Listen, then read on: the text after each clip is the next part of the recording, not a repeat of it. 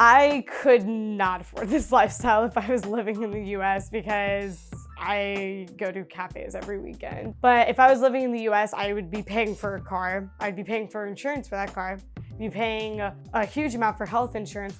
And most likely, most of my paycheck would be going towards rent. So no, I probably couldn't afford a lifestyle like this in the United States.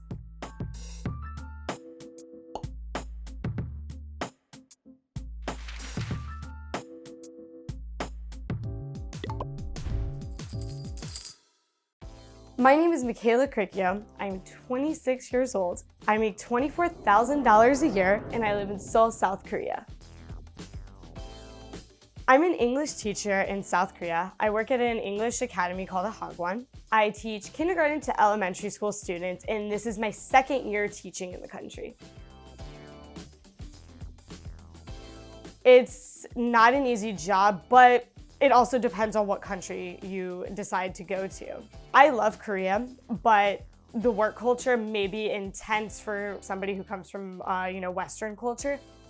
It is not easy to teach English, even if you are a native speaker, because as native speakers, we grew up learning the language differently.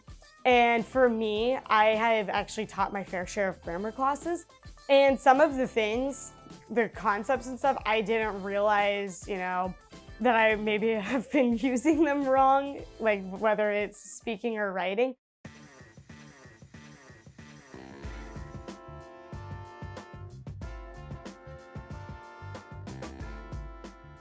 When I graduated from college, I decided to go work for the hospitality industry. I worked for 2 different cruise ship companies, and I was able to save a lot of money because it's rent-free, and yes, you do work a lot of hours, but it's rent-free.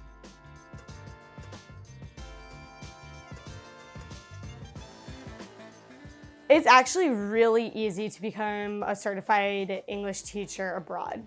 So the steps that you have to take is, first of all, you need to have a bachelor's degree to work in Asia. And the next step would be to get your TOEFL certification. It's kind of like taking a basic college course.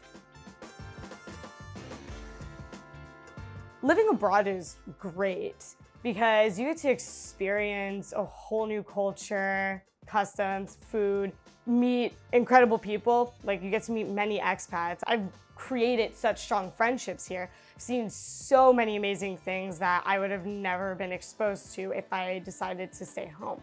Living abroad obviously still has its fair share of problems. If you don't speak the language, it's going to be harder here. I still have a difficult time doing even the most basic things like going to the doctor. And so you have to mentally prepare yourself to deal with even going to the grocery store can be hard. If you come to Korea, don't buy Doritos because they taste sweet.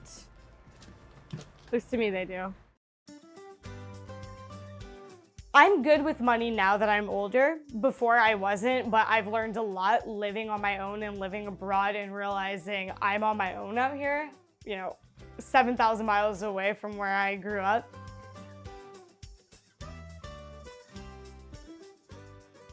Getting paid once a month has helped me budget very well. I used to be bad at budgeting, but now, because only getting paid once a month, it definitely helps you know where your expenses are going, where to use your money wisely, and when to be frugal, especially at the end of the month when payday's coming up, then you don't have to worry as much. But it's definitely helped me become more conscious of how I spend my money. My rent is actually covered by my school, which is very nice. So that takes a huge chunk out of my expenses. But as an English teacher in South Korea, you're responsible for covering your utilities. So that's electric, hot water, gas, and your internet. But all those things are really, really cheap compared to what you would pay in, say, the United States. My internet's very low. It's maybe around $15 a month. And then for the utilities, that's under $100. So I try to go to the grocery store every week because I try to cook at home as much as I can because I go out so much during the weekend, so I know where I have to cut back. This is also like where my budgeting comes in because I usually only try to eat out 2 times a week. In Korea, the produce, like the fruits and vegetables, they are so expensive here. So I only get like a select few of like buying fruits and vegetables. I mainly try to eat rice, the cheaper frozen vegetables, and some of the meats, but overall, grocery shopping can be a little bit more pricey here, I would say.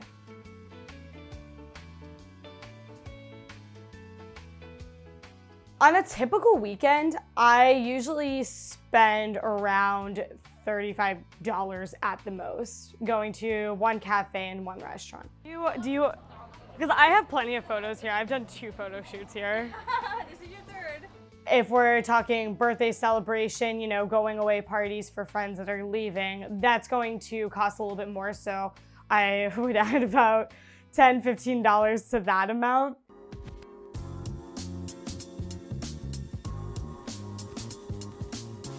I wasn't paying it before because of the COVID relief, which is still actually going on now. But because of the interest, I decided to pay on the principal so that I can get more knocked off.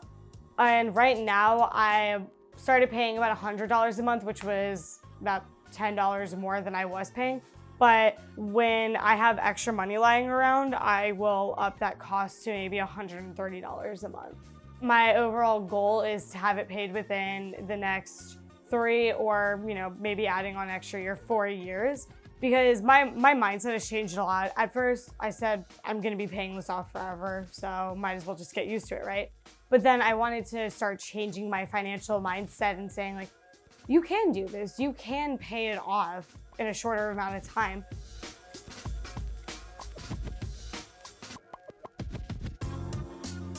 I try to put half of my paycheck into my savings account, and then I have to divvy up those other amounts for student loans and for investing, so I do it all myself.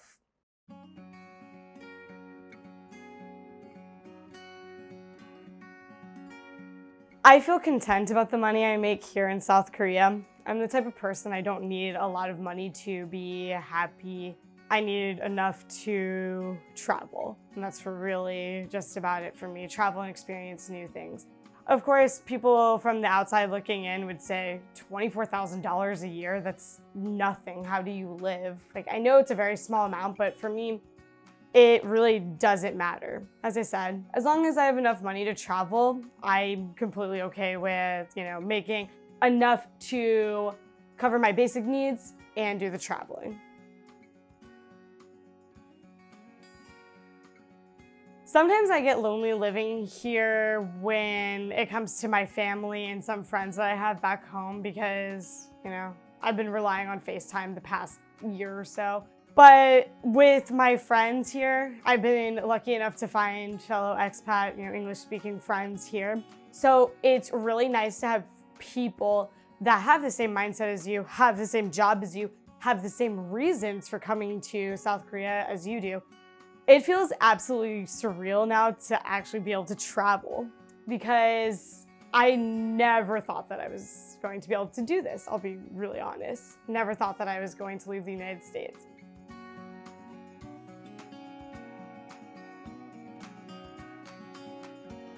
Living a nomadic lifestyle to me means working for my computer and maybe working for an English school part-time because I do like to teach English. I just don't know if I want to continue it full time. I also do a little bit of freelancing on the side, so I'm hoping that I can change that into a full-time career, which will allow me to live anywhere in the world, work for any company. The biggest misconception about living abroad is that it's not all sunshine and rainbows, the perfectly edited photos that you see on Instagram. It's still real life, just in a different place that just happens to speak a different language and have a different flag. If I had waited until I was ready to come to South Korea, I would have waited a long time. I feel like when it comes to making huge decisions, new lifestyle changes and things like that, especially moving abroad, you just have to do it.